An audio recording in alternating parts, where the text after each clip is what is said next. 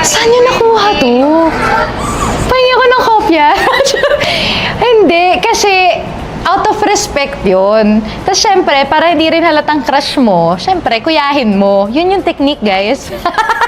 Grabe, natensa man ako sa unang video. 2011, oo.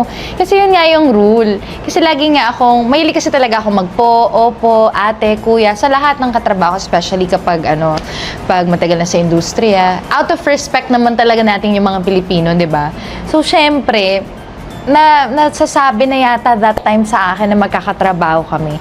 So, nandun na yung hiya, pumapasok na yung, oh my gosh, magkakasama kami ulit. Pero way back kasi magkakilala na talaga kami ni Coco.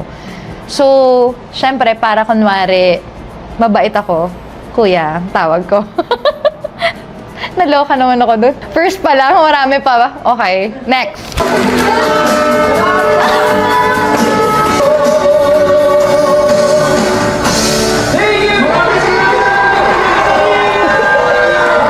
Parang feeling ko, dapat siyang tinatanong niya sa second video. Kasi, ako, kinukulit lang naman niya ako ng mga moment na yan. So, as a girl lang ako dyan. Dahil joke lang, siya na lang tanongin niyo na-text ako.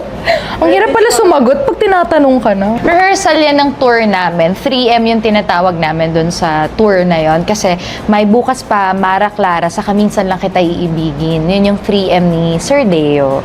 So, nagkaroon ng tour yon out of the country. Tapos yun, kasi nga dahil nga magkatrabaho na kami way back, meron na kaming mga banter talaga, biruan, ganyan. Tapos yun, so the rest, siya na lang tanongin niyo.